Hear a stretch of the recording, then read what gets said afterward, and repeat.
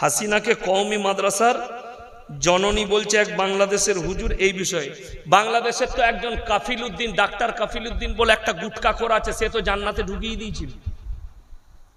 সে জান্নাতে ঢুকিয়ে দিল, বলেছে বাংলাদেশে 10টা জান্নাতি নারীর মধ্যে হাসিনা একটা। নাউজবিল্লাহ বলেন। এই গুটকাখোর জিলাপি হুজুর বলেছিল, তার নাম ডাক্তার কাফিল উদ্দিন। আর এ যেটা বলেছে, কওমি মাদ্রাসার যদি জননী হতেন তাহলে কওমি মাদ্রাসার একটা আলেমকেও জেলের কুঠরিতে আর আয়না ঘরে ভরতেন না। যে অত্যাচার করেছে হাসিনা, পৃথিবীর বর্তমানে যতগুলো শাসক আছে, রাশিয়া, চায়না, উত্তর কোরিয়া, দক্ষিণ কোরিয়া, ভারত, যতগুলো আছে, শ্রীলঙ্কা থেকে শুরু করে পৃথিবীর রাষ্ট্র, এত জালিম, এ ফিরাউনের থেকেও খারাপ মেয়ে। কেন? বহু মানুষকে যারাই অন্যায়ের হক কথা বলতে গেছে তাদেরকে আয়না ঘরে ভরে তাদেরকে মৃত্যুর ঘাট উতরিয়ে দিয়েছে অত্যাচার করে। একজন মুফতি সাহেব কওমি মাদ্রাসার, তিনি আয়না ঘর থেকে বেরিয়ে এসে তার অভিজ্ঞতা বলছিলেন, বলতে বলতে কেঁদে ফেলেছিলেন যে আমাকে যখন আয়না ঘরে রাখা হয় আমি বুঝতেই পারিনি যে আজকের তারিখটা কত। খাবার দিত, পচা খাবার, খেতে পারতাম না। তারপরে নিয়ত করলাম এরপর রোজা রাখতে শুরু করব। সেহরি খেতে লাগলাম, সেহরিতেও পচা খাবার। ভাতটাকে ধুয়ে ধুয়ে ধুয়ে ধুয়ে একটু সাদা করে সেটাকে নুন দিয়ে খেতাম, আর চোখ দিয়ে গড়গড় করে পানি পড়তো, আর রোজা রেখে দিন কাটাতাম। নামাজ পড়লে হাসিনার প্রশাসনরা গালি দিত পেছন থেকে। নামাজের সময় বলা হতো না, খালি সেহরি আর ইফতারির সময় বলা হতো। বলছে রোজার মাসে খালি বুঝতে পারতাম এটা সকাল এটা সন্ধ্যা, বাকি কোনো সময় বুঝতে পারিনি কখন সকাল হয়েছে কখন সন্ধ্যা হয়েছে। ওই আয়না ঘর ভাঙা চলবে না। পৃথিবীর মানুষ যেন জানতে পারে কিয়ামত পর্যন্ত এইরকম একটা জালিম মেয়ে ছিল যে এরকম আলেম উলামা এবং সাধারণ মানুষকে এত অত্যাচার করেছে আয়না ঘরে। ফিরাউনের মতো যেন এরকম হয়ে থাকে। ফিরাউন যেমন একজন জালিম, কিয়ামত পর্যন্ত মানুষ মনে রাখবে। বাংলাদেশের এক হুজুরের হয়ে আল্লামা সাইদি সাহেবকে ফাঁসি চেয়েছিল, এই নিয়ে কি বলবেন? এক হুজুর দেখুন, এখনই যদি আমাকে জেলে নিয়ে যায়, আমাদের দেশে যতগুলো জিলাপি হুজুর আর গুটকাখোর আছে তারা বলবে ইয়াসিনকে ফাঁসি দাও। বলবে না? বলবে না। কেন? যাদের বাজার খারাপ হচ্ছে আমার দ্বারা, যাদের বাজার নষ্ট হচ্ছে, যাদের মাজারের ব্যবসা, তাবিজের ব্যবসা বন্ধ হচ্ছে, এই মৌলবি কটা বলবে ইয়াসিনকে ফাঁসি দাও।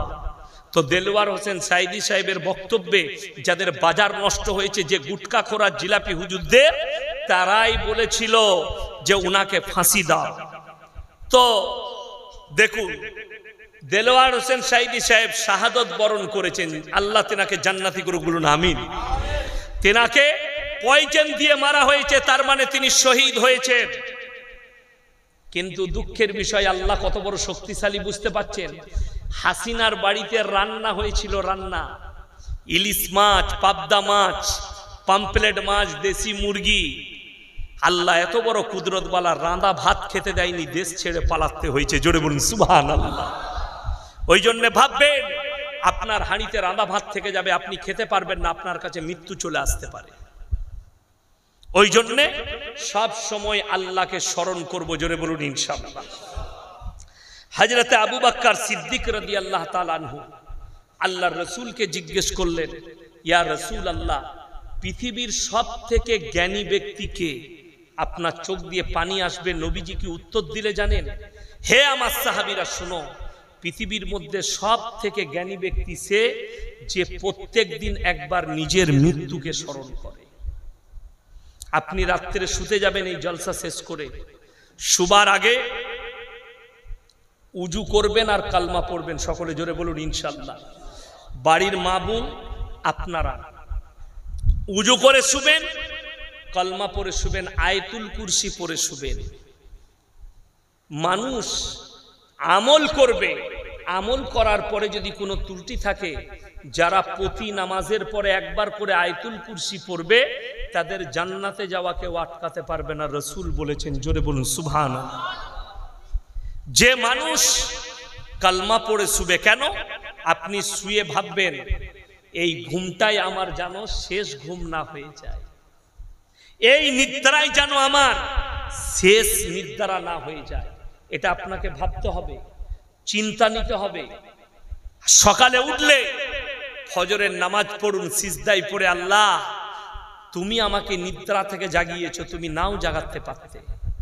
ঘুমের মধ্যে মৃত্যু হলে পৃথিবীর আর কেউ জাগাতে পারবে না। সুনীল দত্তের, সঞ্জয় দত্তের বাপ সুনীল দত্ত ঘুমের মধ্যে মারা গিয়েছিল।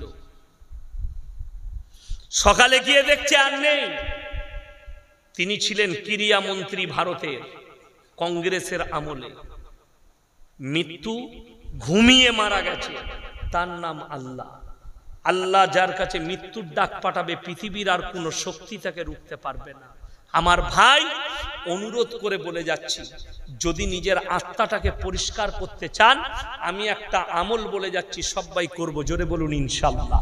সেই আমলটা হচ্ছে, আপনি কালকে করুন, পরশু করুন, রাত্রে যখন শুতে যাবেন আপনি উজু করে কালমা পড়বেন, আয়াতুল কুরসি পড়বেন, চার কুলটা একবার পড়বেন।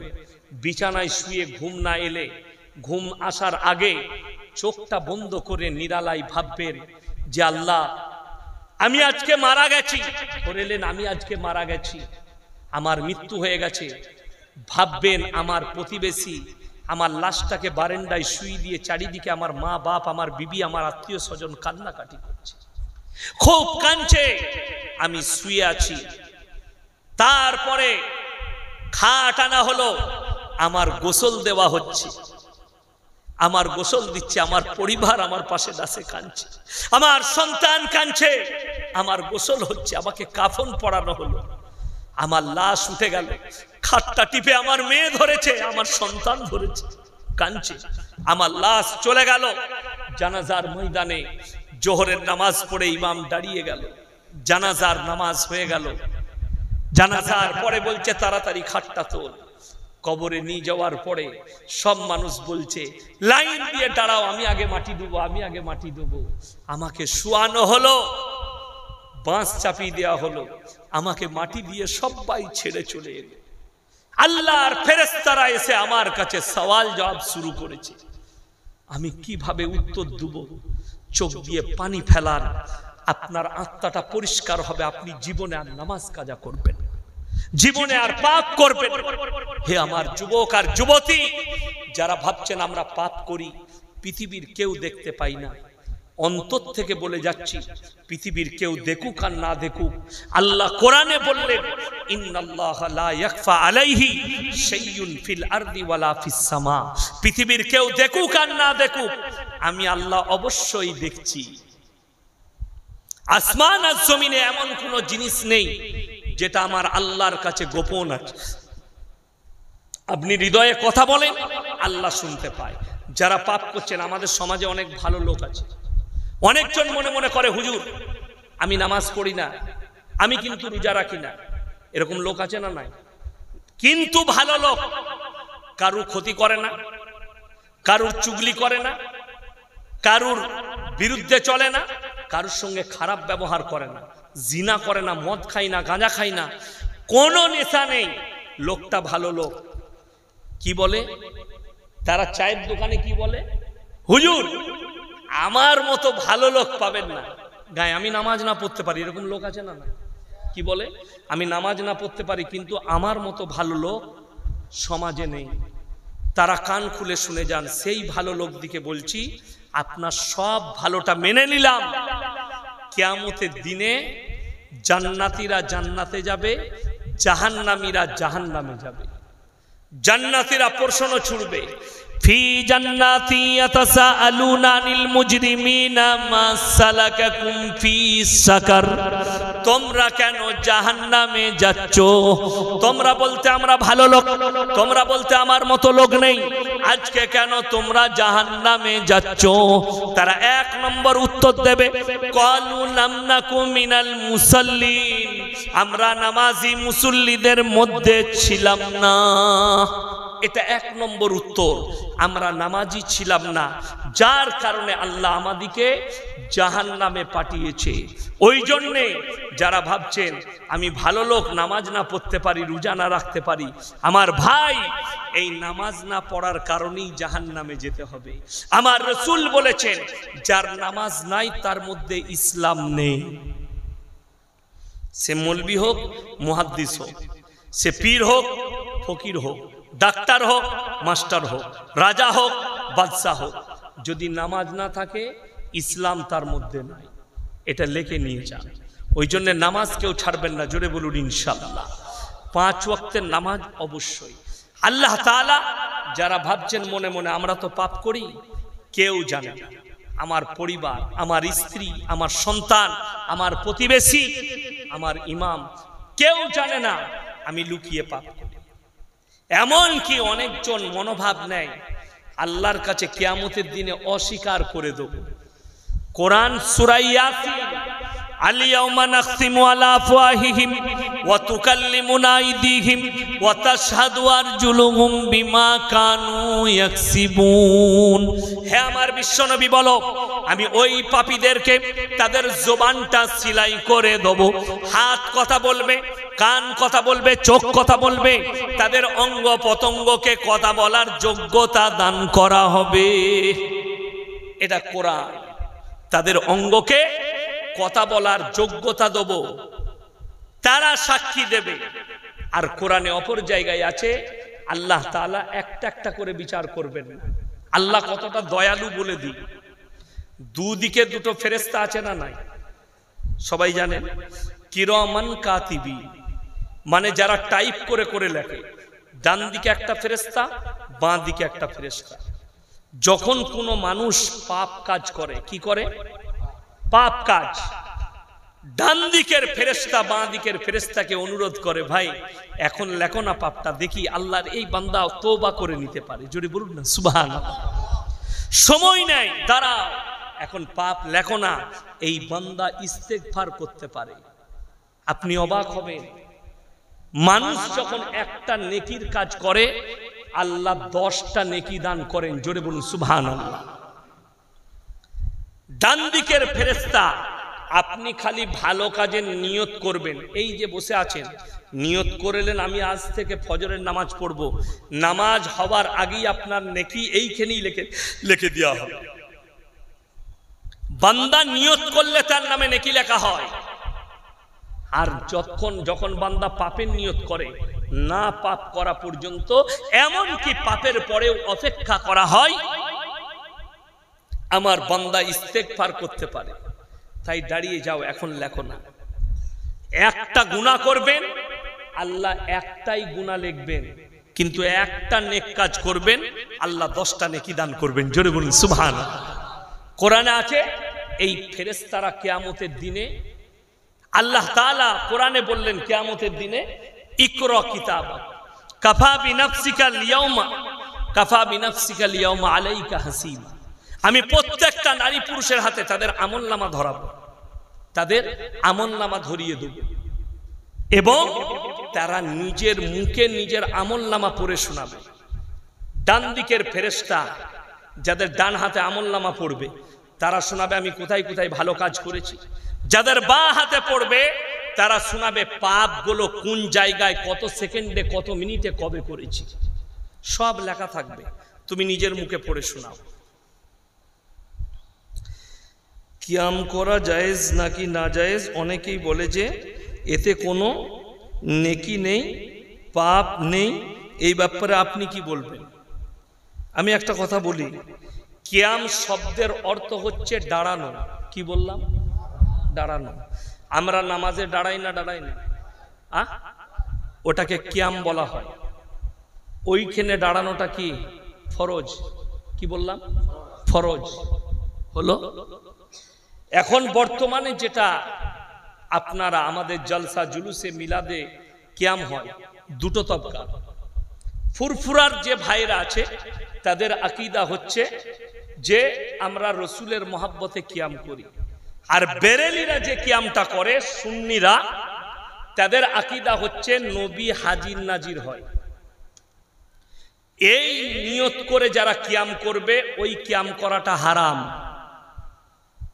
এক নম্বর আমি দলিল দিচ্ছি, যদি বলেন নবী হাজির নাজির হয় ওই জন্য নবীর সামনে কিয়াম করা হয়, তো যদি মিলাদে তাদের জলসাই যদি নবী হাজির হয় তাহলে তুই হারাম কর চেয়ারে বসে কি করে বায়ান করছিস বে? নবীর সামনে বিয়াদবি। কথাটা বুঝতে পেরেছেন না পারেন? আচ্ছা, আমরা সবাই একবার বলুন তো সাল্লাল্লাহু আলাইহি ওয়াসাল্লাম। এটা দরুদ না দরুদ না? আপনারা বসে পড়লেন না দাঁড়িয়ে? বসে পড়লেন। আচ্ছা, নামাজে আত্তাহিয়াতু পড়েন না পড়েন না? দাঁড়িয়ে না বসে? আমার সঙ্গে আত্তাহিয়াতু পড়ুন। আত্তাহিয়াতু লিল্লাহি ওয়াস সালাওয়াতু ওয়াত তাইয়্যিবাতু আসসালামু আলাইকা আইয়ুহান নবী। কথাটা বুঝতে পেরেছেন? আচ্ছা, বসে পড়ি না দাঁড়িয়ে? বসে। আচ্ছা, ওইখানে যদি না দাঁড়ানো হয় বিয়াদবি হবে? আত্তাহিয়াতু বসে ওইখানে নবীকে বসে সালাম পাঠানোর হুকুম আছে। আর জলসাই যদি না দাঁড়ানো হয়, দেখুন আমি একটা জলসাই বলেছি হারাম, এই জন্যই বুঝতে পেরেছি লিখেছে। কেন বলেছি তার অনেকগুলো কারণ আছে। ফুরফুরার একজন হুজুর, তার নাম সাউদ সিদ্দিকী, আমি তার নাম রেখেছি গুটকাখোর। আমি চ্যালেঞ্জ দিয়ে গেলাম আপনাদের নবকলা মাদ্রাসায় তাকে ডাকেন আর আমাকে, বেশি লয় তালিমুল ইসলাম আর দিনে তালিমটা যদি পড়ে শোনাতে পারে, আমি মৌলবি শওকতের বেটা বাইক ক্যামেরা ইস্তেগফার করে যাব। ওই সাউদ সিদ্দিকী তালিমুল ইসলাম আর দিনে তালিম বেশি লয়, তাকে বলুন ফেসবুকে লাইভে এসে শোনাবে। এই হারামখোর আমাকে কাফের ফতোয়া দিয়েছে। আর একজন সাফেরি সিদ্দিকী, তিনি বলেছিলেন যে ইয়াসিন দাঁড়াইনি, আমি যদি ওই বক্তার কাছে থাকতাম তাকে লাথি মেরে ফেলে দিতাম। দেখেন, আমি বলে দিয়ার পর দাদা হুজুর পীর কেবলা রহমতুল্লাহ আলাইহি ওসিয়ত নামায় আছে, কেউ যদি বসে থাকে তাকে দাঁড় করিও না, কেউ দাঁড়িয়ে থাকলে তাকে বস করিও না। যেখানে বাগনানে জলসা হচ্ছিল, আমার আগে একটা ছোট ছেলে হাওড়া, সে বায়ান করছিল, সে কিয়াম করেছে, আমি বসে আছি।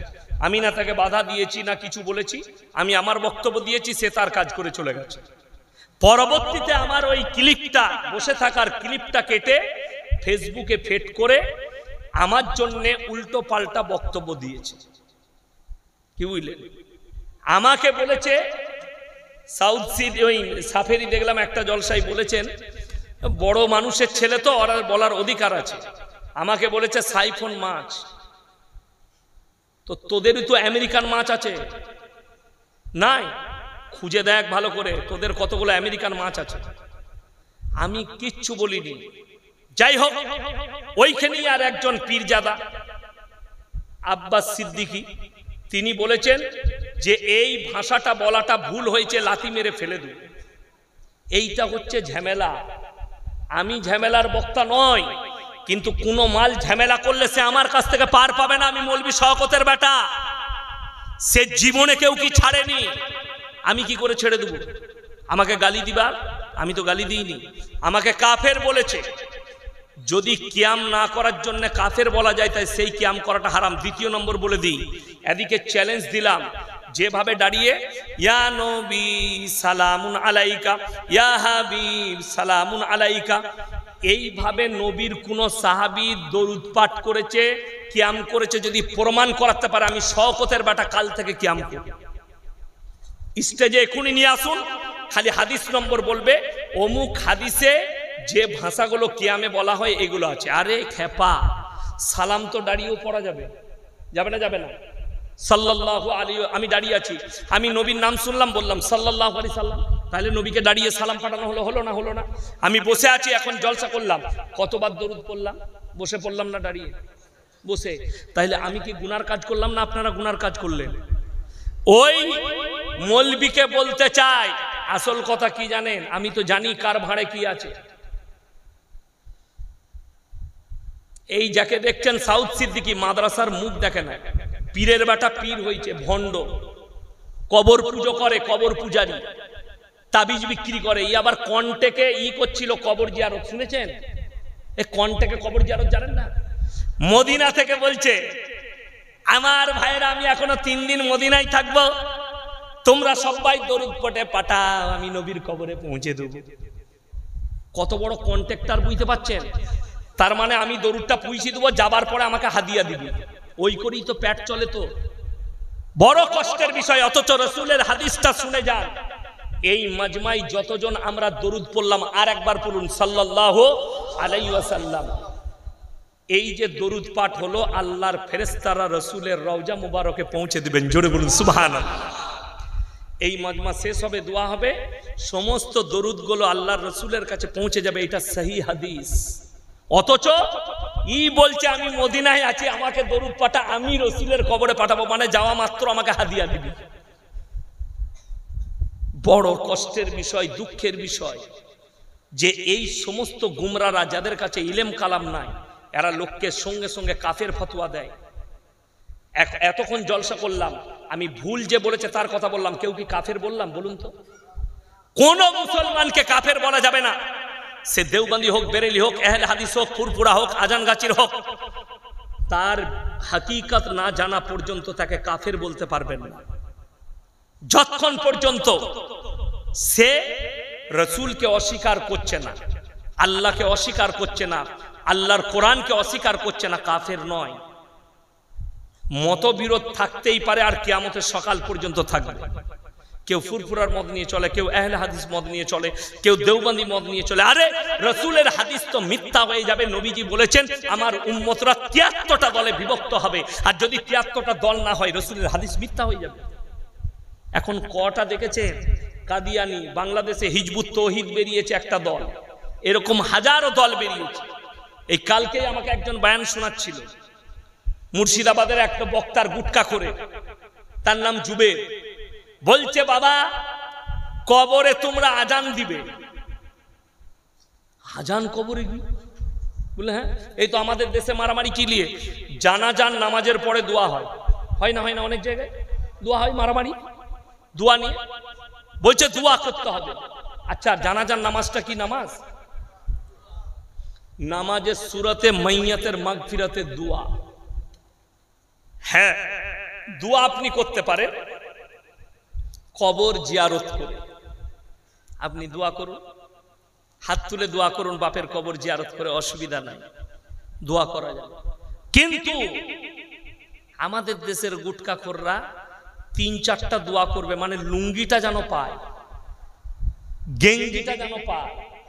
তুই তো কবর জিয়ারত করা গেঞ্জি পড়িস, কবর জিয়ারত করা লুঙ্গি পরে নামাজ পড়াস, কষ্টটা তো ওই জায়গায়। মানে কবর জিয়ারত করলে 3 দিন দিয়ে তারপরে বলছে হুজুর কি কালারের লুঙ্গি দেবো? বলবে আমি সাদা লুঙ্গি পরি।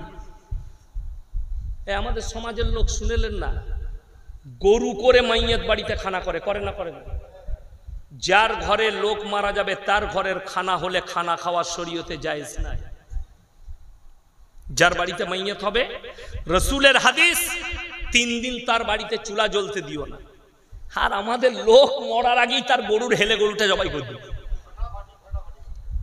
আর খাওয়া আল্লাহ, আর এই খাওয়াতে ধুম বেশি কাদের জানেন? মাদের। খালি লোক মরলে হচ্ছে, কি বুঝলেন? আর বিশ্বাস করুন, আমরা অত সম্পর্ক জানি না, মা বোনরা যতটা সম্পর্ক জানি। ও গাড়িতে চেপে বসেছে, বেটা জিজ্ঞেস করছে কোথায় যাবি? কেশপুর। বলে কেন গো? বলে তুই জানি না নাড়া দৌড়লে তোর একজন আত্মীয় মারা গেছে। কে হয় গো? বলে তোর ফুপুর বোনের বিয়ানের অমুকে তমুক করে ঠিক একটা কুটুম বার করে দিবে।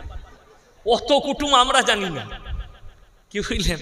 অত কুটুম আমরা জানি না। এই আমার আব্বাজি সেদিনে হাসছিলেন, মাদ্রাসায় একটা কথা বললেন।